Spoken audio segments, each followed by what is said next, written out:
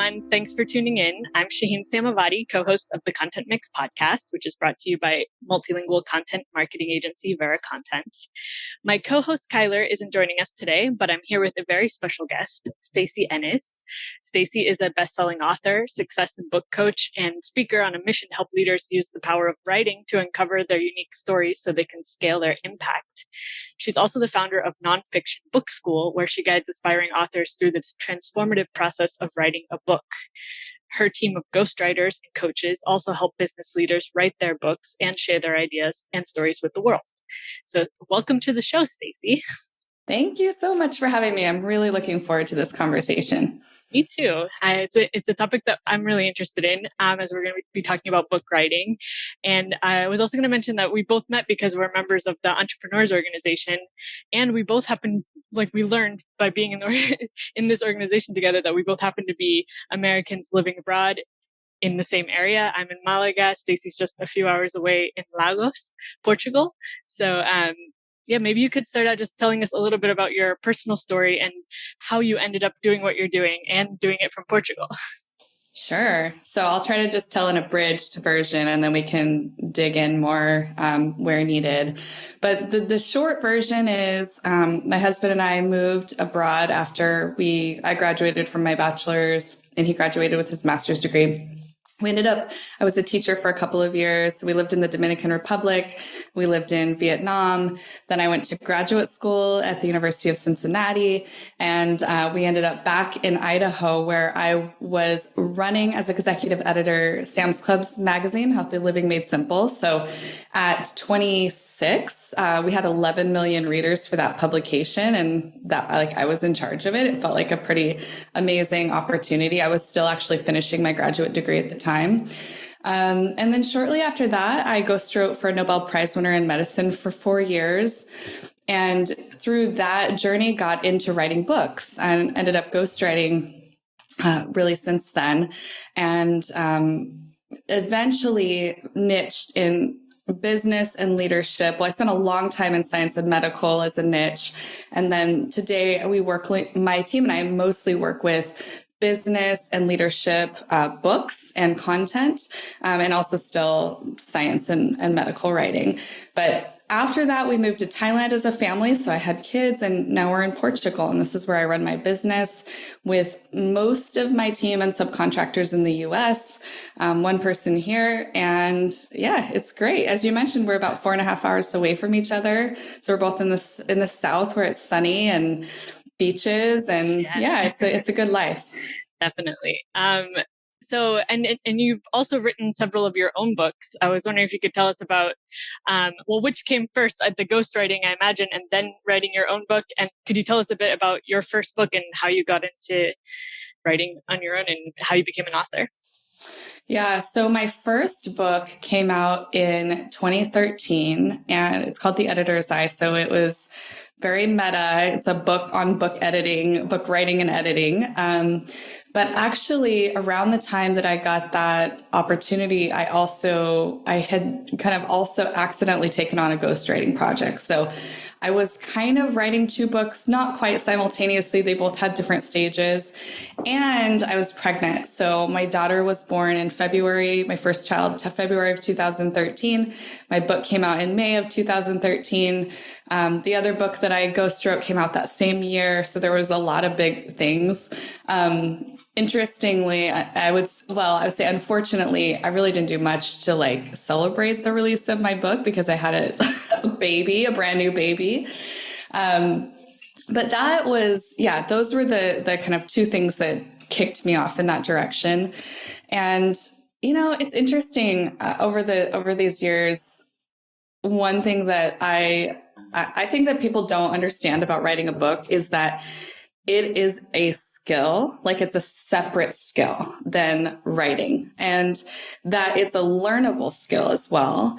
And so once I developed that skill and then continued honing it over many more books. So to date, I've ghostwritten or authored 17 and then written thousands of other pieces of content. It just is something I believe that it's learnable for everyone and it's something that you can develop over time. But I think where a lot of people get stuck is they think like, oh, I can't do this, but they actually don't treat it like a separate skill set.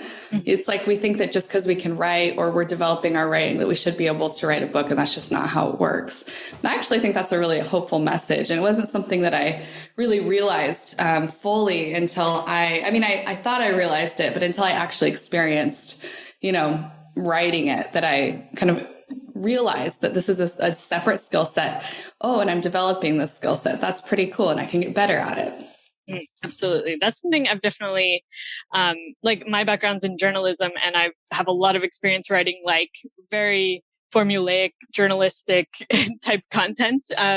And then of course, in my career, I've gone into marketing and done a lot of like ad copy and stuff like that. But I think like the skill set that I have as a writer is very different. For example, when I went to a creative writing group trying to like come up with adjectives and create a scene and all in a narrative, it's like there's so many different types of writing that require very different skills and ways of thinking, that it's not just being a writer qualifies you for any type of writing, but like you said, they're all skills that can be learned. So yeah. Well, it's interesting too, just to your point.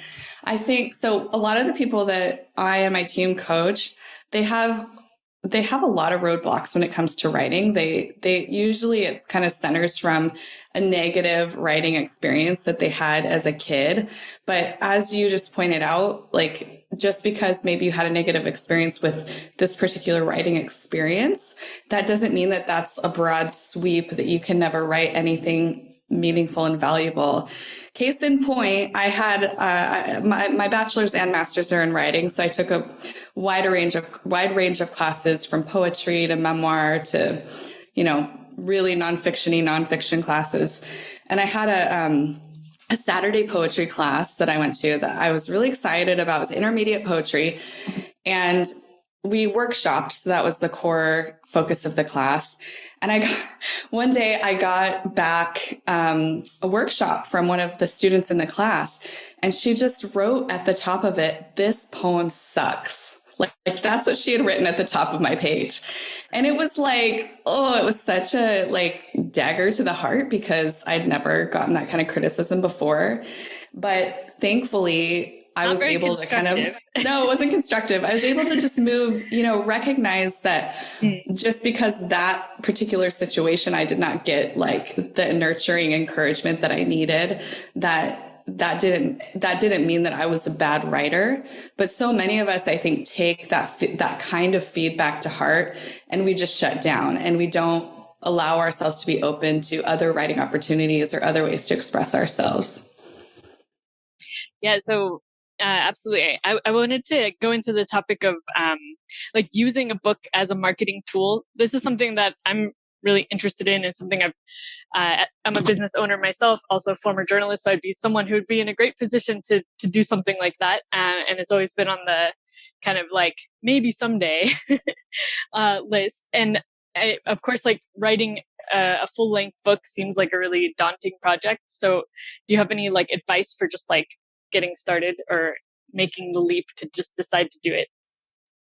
Yeah. So I think it's, when we're thinking about a book as a marketing tool, it can be also easy to fall into this mindset of, oh, it's just a marketing tool, so I'm just going to get something done really quickly and get it to market. And I don't really care about like what this book actually turns out to be, because it's going to drive eyes on my brand. That is a really bad strategy. Just for anyone listening, I'm just going to be really straight up about this. It's a really bad strategy. It's a bad strategy for a couple of reasons. One is that if your book is bad or not great, that actually is a reflection on your company, on your brand. And that's often, the point of a book as a marketing tool, part of it is it's a first meeting, right? It's the first time that somebody interacts with your brand. And so you want it to be really excellent. So that's one piece of it.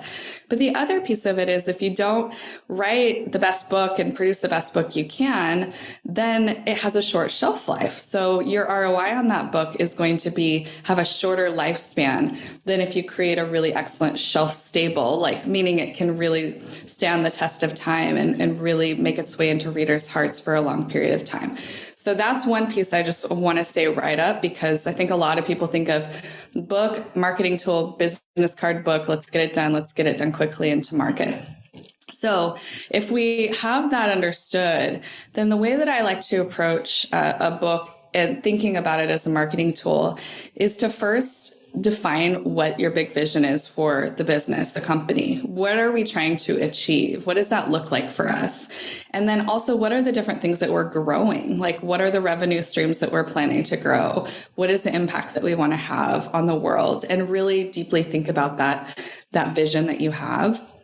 And then ask yourself, how will this book be a catalyst to help me achieve that impact, grow my brand awareness, impact my readers' lives? And I mean, that also forces you to create a meaningful book, right? Not just a business card book, because you also have to think about, when you write a book, you don't want it to just be plugging your company the whole time. It has to be an entity in and of itself that brings value to the reader and really does something for them, whether it's entertaining or, informing or transforming. Like, it needs to be its own entity. So that's why I like to start with vision. And then I kind of ask, what is that like? What is that? How is that book a catalyst for that thing? And that helps me kind of think through, if this is the thing I want to achieve, and this is the book that's going to help like kind of be that catalyst and trigger this other thing, then it helps me start to think about, okay, what book does that need to be? What is that? What is the big idea of that book, or the how-to of that book, or the story of that book? And I always think about, as I'm working through ideation and outlining, how is that book like fertile soil from which to grow all kinds of other things? So the revenue streams that we talked about, potentially if the founder or other people in the company want to do keynotes and really get on stages to further the awareness of the company. So we're always thinking through that element of it, of that being a really like fertile ground from which to grow those other things. And when it comes to repurposing, like, which way do you think makes more sense? Like writing the book first and then repurposing content from it, or taking content that you've done in the past and turning it into a book, or can it go either way? Yeah. So it's funny because back when I got into publishing, in the early 2010s, like I started my business in 2009. So, and I actually was already in the publishing world before that. This like blog to book concept was really popular, where people would like write these blog posts and eventually their goal would be to put it into a book. And I was never a big fan of that strategy. I didn't think it was a very intentional way to write a book. And it turned out that many of those books were not very interesting. Not always. Some of them turned out okay, but I think in general, it's a different format. It didn't end up working very well. A lot of times I get potential, clients or students that come to me and they say, oh, I have all this content and I'm just going to like package that together in a book. And it sounds so easy, right? Like it sounds like, oh, I just need to organize it and it's going to become a book because it's 50,000 words already of content. And isn't that about the length of a book? And can't we just like add a few sentences here and there? Actually, it turns out that's a harder strategy in many ways than starting from scratch and writing the book. Or oftentimes what I'll recommend is you kind of start from scratch with ideation, you build a full outline, and then you go to your existing content and really mindfully ask what fits, because chances are not as much actually will fit into the book as you think it will once you really do the due diligence of outlining the book. As far as repurposing, I would say, now, let me just say also, some people are starting from that place. And so I would say you'll probably be able to utilize a lot of that, but just don't think that all of that's going to just magically become a book, because that's not how it works. Now, for people listening that aren't in that place and they're thinking about how do I create like a content machine, our process with ghostwriting, and I think anybody could kind of capture a similar process for themselves. We use transcripts and we interview. So when people come out of working with us, they have several hundred pages of transcripts, which we utilize to write their books, but they then have to use for content. It's like gold for marketing. And so that's something that you can completely repurpose that content. I'm a huge believer in at least 4 times for every piece of content it should be. I mean, minimum, probably a lot more, but like minimum. As an example, I have on my social media, we pull quotes from my co-authored book, Growing Influence, on a regular basis, just a sentence. And we have the same template and we share, quotes regularly from that. We'll pull excerpts. So it can be a gold mine. And then the other thing I would say, if you have a lot of content and you're trying to both utilize it for a book and repurpose it, you want to like create more of a content machine, is that as you're pulling that content together to drop into, to note so that you can utilize it when writing different chapters, develop a tracking system so that you start, knowing like where can I find if I want to do something on leadership, these are the, here are the links to all the posts that I've done on that we can pull content from. That also, if you're going to do the work anyway of sorting through everything, why not create a system so that it's much easier to find those things as you're building the book? Yeah, I mean, I imagine the repurposing like works better for some types of books than others when it comes like turning a blog into a book, for example, or taking some key blog posts and using them as the basis maybe for some of the chapters. Like there's definitely some examples I've seen of that. Like a famous example is like the 4-Hour Work Week. That's clearly like just like a conglomeration of a bunch of stuff that fair enough. Yeah. Done.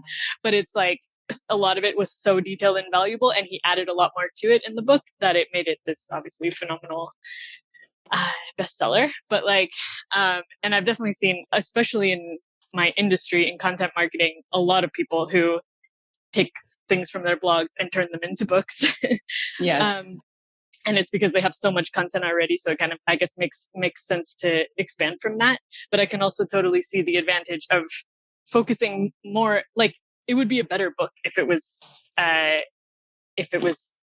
planned and had like a clear vision.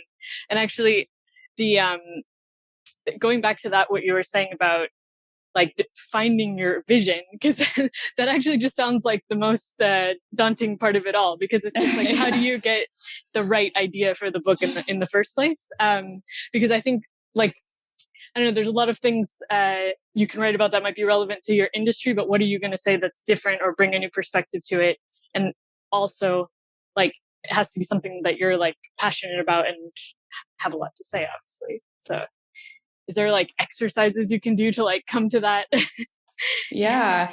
No, I actually have a visioning guide on my website. That's a free resource. You can go to stacyennis.com/resources. I have, I think, at least 5 other free guides on there on writing your professional story, like a great bio and how to come up with a great book idea, a number of things on there. But I do personally, I've a visioning work every year. I sit down and I think through, what is 1 year, 5 years, and 10 years outlook for me look like for me? Like, where am I living? What am I spending my time doing? How much am I traveling? These are personal, right? It's a little bit different from the business, but I start there. And then, if this is a founder listening or a CEO that's shaping the direction of the business that they are leading the company, then that also helps you think about like, okay, well, how does that fit into where I want the company to go as well? So if you get my visioning guide, you could then take those same questions and apply it to the company or to your department or, to your impact within the company. So I think that's a good way to think about it. But just answering from a strategic perspective, a lot of what I will see companies that are looking, if we're talking about writing a book as part of content marketing strategy, it's like kind of that engine, and it's going to be something that feeds a lot of content marketing in the future. You can think about, what's that like if your company had a big idea like that it was sharing with the world, which I would say every company should have something that they can express that is their big idea that kind of drives everything that they do. What is that? And then what's the practical way that you would teach that idea to somebody else and in what sequence. And what that becomes is essentially a framework for teaching your idea. And for many people, especially if you're working in professional services or you have something that leads, you have programs or you have other things that have a human touch to it, what you'll essentially be writing about is your kind of philosophy around that, the way that you teach that. So in what sequence do you guide people through that idea that you're sharing? But then also you want a practical element to it. So what's nice about that kind of approach, it's kind of a blend between a big idea book and a how-to book. It's marrying those two things, is that is really, really fertile ground to grow more stuff, right? To grow programs or other revenue streams or speaking engagements or other opportunities for you as the author and also for the company. Yeah, that's a great way to think about it. I was curious if you have any examples you could share of people who've had success using a book as a marketing strategy. Sure. I mean, I can think of a number. I have one client that I often think about. Now he was more of a solopreneur, so it's not within a company. But I can give another example in a second. But for this person, he was able to develop a really clear framework around his ideas so that he could teach that in a really clear way through keynotes and workshops, corporate workshops, and other things that he was doing. And right away, he got a huge keynote opportunity that completely paid for all of the investment that he made in that project. And it has fueled his business ever since. And this was a while back. Another thing I can think of, I worked with a C-level executive a while back, and the feedback that this person gave me was that not only did the book help her shape her ideas and kind of get clarity around her, the vision for the company and what they wanted to accomplish in the world, what she wanted to accomplish. But also, this is the piece that I'd love to talk about a little more too, the journey of going through the ghostwriting process and also developing the discipline of thinking as part of that process ended up completely transforming how she works on a day-to-day basis because she has shifted her schedule to make time for discretionary time, which is just simply space for thinking, for creativity that's protected on her calendar. And as I'm sure any executive or any person at any level in a company listening to this can attest to, having time to think completely changes everything. So there's that other element to it that I think is really important and can be a huge revenue driver. And then last example, I have a client, I love this quote, who said to me one time, he's a multi-published author, that a book is worth $1 million in revenue. And he had done some digging kind of within his own books, not like book as in a one that you publish, but accounting books. And he felt really confident that was like a quantifiable number in his business. Interesting. Yeah, I was, maybe I'm going to answer my own question, but because just when you were saying that, it made me think, I guess going through the process of writing a book is valuable in itself because you're going to learn a lot about, you're going to reflect a lot on your business and your ideas and put things kind of in order in your mind. But do you ever come across people who regret having written a book because it was didn't end up being a productive project? And how can you avoid that? I have met people who I think went about it the wrong way.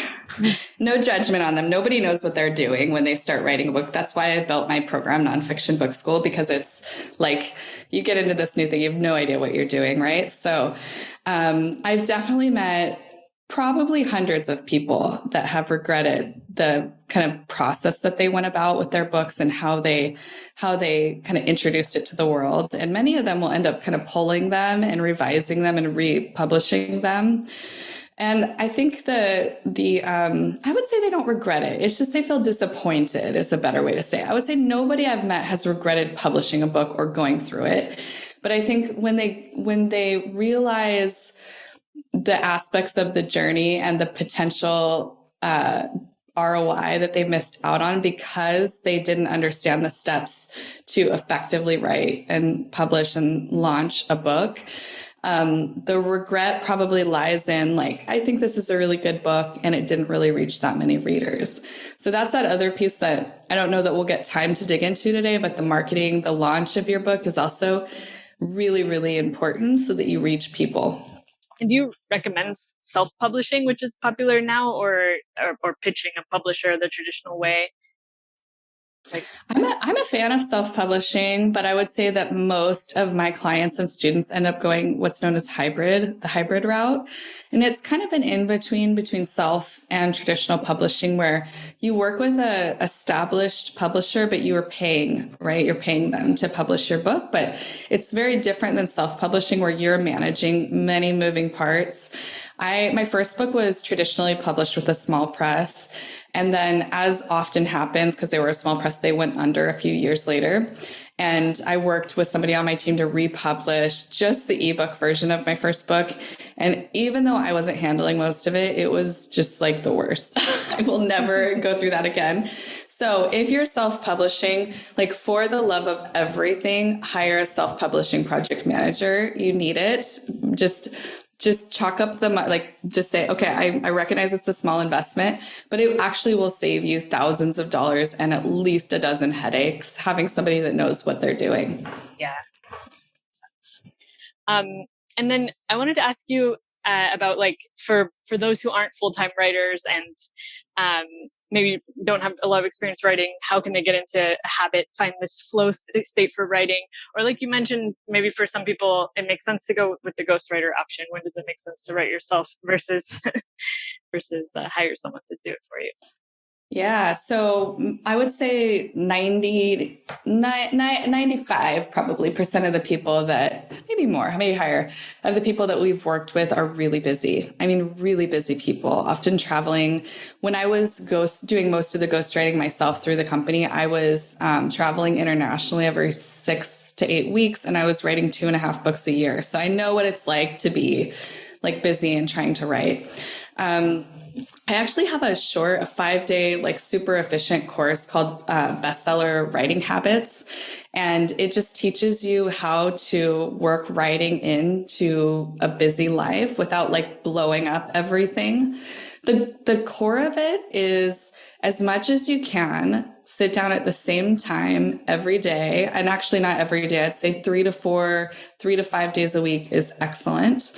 And just make sure that it's the same time and that actually less time more often is through neuroscience has been proven to be more effective to help you get into the flow than if you try to sit down for 5 hours on Saturday, versus 30 minutes, 4 days that week. You'll actually probably get more done in those 30 minutes 4 times that week than you will sitting down for 5 hours on Saturday, just because of how our brains work. So that's really my number one tip. The other tip that I would say, like just talking about ghostwriting, is that remember what I said at the top, that book writing is a skill. And so for many of the people that we have the deep honor of partnering with, for them, it just doesn't make sense to devote their time and energy to learn how to write a book because they're out doing things in their industry and in the world.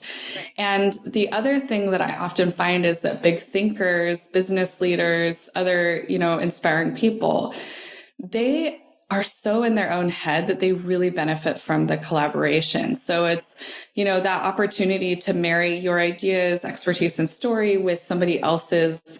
In my case and the core writer on my team, Robin Bethel's case, we spent our whole lives developing that craft. So being able to marry those together is magic. It's pure magic. It's pretty amazing and a really cool process. So don't think about it as I'm farming out my book. No, it's still 100% your book. It's just that you are marrying things and creating something that's bigger than what you could have created on your own. Mm-hmm. Absolutely. Because like you said, it's like a collaboration where you're interviewing and getting all of the content from the other person. They're the ones Yes. with the ideas. You're just organizing it for them. Yeah, exactly. Yeah. Well, so we're reaching the end of our interview. I wanted to ask you, how can people get in touch if they want to learn more about what you do? Sure. So I'm at stacyennis.com. My book writing program is nonfictionbookschool.com. I'm on Instagram at Stacy Ennis. I'm on LinkedIn at Stacy Ennis. Those are the two places I hang out the most. And anybody who's in the Content Mix ecosystem, please feel free to drop me a note at any point. I'd love to connect and support you on your journey. Well, thank you so much, Stacy, for sharing your insights with us today. Thanks so much for having me. This was a lot of fun. Yeah, it was a lot of fun for me too. And thanks everybody for listening in. For more perspectives on global content marketing, be sure to check out veracontent.com/mix. And if you'd like to get in touch with us, or if you have any interesting topic for an upcoming episode, feel free to reach out at mix@veracontent.com, and keep tuning into the podcast for more perspectives on topics related to global content creation. See you next time. Bye.